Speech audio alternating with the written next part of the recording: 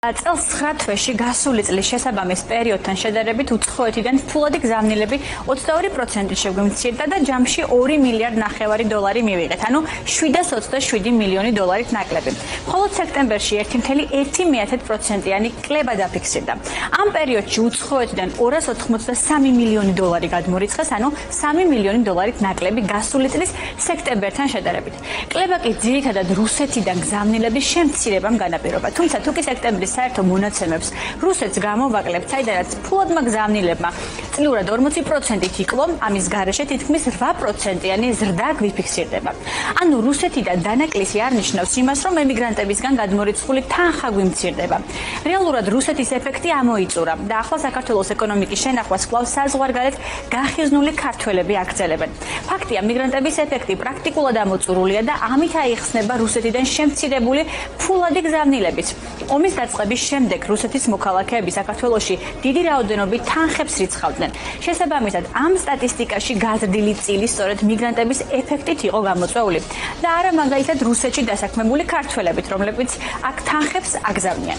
9 თვეში რუსეთიდან მხოლოდ 445 მილიონი დოლარი გადმოირიცხა და წინა წელთან შედარებით 874 მილიონი დოლარით, ანუ 66%-ით ნაკლებია. მაგალითად, სექტემბერში რუსეთიდან მხოლოდ 36 მილიონი დოლარი გადმოირიცხა, რაც წინა წელთან შედარებით 40%-ით ნაკლებია. ამგვარი ვარდნის შემდეგ რუსეთი ფულად გზავნილებში პირველ ადგილს აღარ იკავებს. ეკონომისტების თქმით, რუსეთიდან გადმორიცხული ფულადი გზავნილები უკრაინაში რუსეთის შეჭრის შემდეგ არ გვაძლევდა ჩვენ პრაქტიკულად იმის საშუალებას, რომ განგვესხვავებინა სტატისტიკაში, რა იყო მიგრანტების მიერ გადმორიცხული თანხა და რა რეალურად იქ მყოფი ქართველების მიერ გადმოგზავნილი. სექტემბრის მონაცემებით რუსეთი ჩამორჩება იტალიას და ამერიკის შეერთებულ შტატებს. იტალიიდან სექტემბერში 50 მილიონი დოლარი გადმოაგზავნეს, რაც წლიურად 13%-იანი ზრდაა. ხოლო ამერიკის შეერთებული შტატებიდან 59 მილიონი დოლარი. აქ კი წლიური ზრდა არის 18%, რაც ალბათ იმით აიხსნება, რომ საქართველოდან ემიგრაციაში წასული ადამიანების დიდი ნაწილი ბოლო დროს სწორედ ამერიკაში წავიდა. აქვე აღსანიშნავია ისიც, რომ ამერიკის შეერთებული შტატებიდან გადმორიცხულ ფულად გზავნილებზე გრძელვადიან პერსპექტივაში გავლენა ექნება ამერიკის შეერთებული შტატების საპრეზიდენტო არჩევნების შედეგებს, რადგან ტრამპიც და კამალა ჰარისიც გეგმავენ საემიგრაციო პოლიტიკის გამკაცებას, თუმცა ეს უფრო საგრძნობი იქნება შტატებში მსხოვრები ასობით ათასი ქართველი მიგრანტისთვის იმ შემთხვევაში, თუ არჩევნებს მაგალითად ტრამპი მოიგებს. ამერიკასთან მიმართებით მათ შორის ამერიკული არჩევნების შედეგებიც მნიშვნელოვანი იქნება, იმიტომ რომ ის თუ როგორი იქნება ახალი ადმინისტრაციის პოლიტიკა მიგრანტებთან თვალსაზრისით მიმართებით, ორივე მათგანი აანონსებს, ვინც არ უნდა გაიმარჯვოს, რომ დეპორტაცია იქნება მათ შორის მიგრანტების, მაგრამ მასშტაბებში არის დიდი განსხვავება და აქედან გამომდინარე ეს შეიძლება ქართველებსაც შეეხონ, ვინც ახლა ამერიკაში არიან მიგრანტები.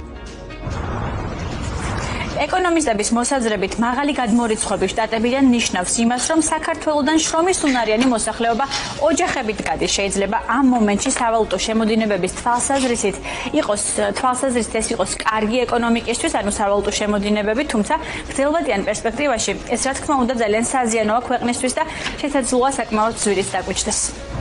რუსეთის ეფექტი გაქრა. მიზეზი შეიძლება იყოს ორი, რუსები წავიდნენ საქართველოდან, ან რუსები აღარ იღებენ აქ ყოფი რუსები შემოსავალს რუსეთიდან და მეორე რაც მნიშვნელოვანია, თუ რუსეთს გამოვაკლებთ ამ სტატისტიკას, გვაქვს მატება. უპირველეს ყოვლისა ამერიკის შეერთებული შტატები, იტალია, რაც ასევე მეტყველებს იმაზე, რომ ემიგრაციის საკითხი ძალიან მძიმეა, რადგანაც ამ შემთხვევაში ვარაუდებ, რომ მაღალი კორელაცია დასავლეთიდან გადმორიცხვებსა და საქართველოსთან ემიგრაციას შორის. და ჯერ კიდევ შარშან ქვეყნიდან 265,000-ზე მეტი ადამიანი გავიდა. ამ სტატისტიკაში ქართველი 160,000-ზე მეტი იყო.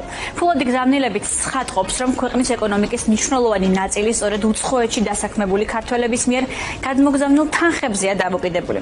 მსოფლიო ბანკის ინფორმაციითაც საქართველოს ფულად გზავნილებზე დამოკიდებული ქვეყნების რეიტინგში ჯერ კიდევ 21 ადგილზეა და მთლიანი შიდა პროდუქტის 13%-ზე მეტი სწორედ ფულად გზავნილებზე მოდის. მსოფლიო მასშტაბით ფულადი გზავნილები განსაკუთრებით დაბალი და საშუალო შემოსავლის მქონე ქვეყნების ეკონომიკის ერთ-ერთი მთავარი მამოძრავებელია.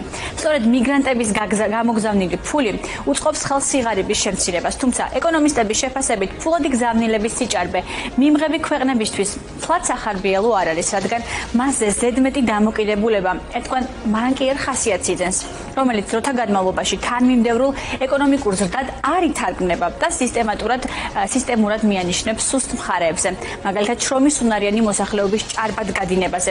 მათი დამსახურებით კი ივსება მათ შორის სავალუტო რეზერვები და მყარდება ლარიც. ამ დროისთვის ეკონომისტები გზავნილების კლების მყისიერ ეფექტს არ ელიან ეროვნულ ვალუტაზე, რადგან მათი თქმით ეროვნულ ბანკს საკმარისი რეზერვები გააჩნია იმისთვის, რომ ლარის კურსის დაბალანსება შეძლოს, თუმცა ბოლო დროის ალოგიკურ ინტერვენციებს თუ შევხედავთ, თლად ასეთს ალბათ ვერ ვიტყვით.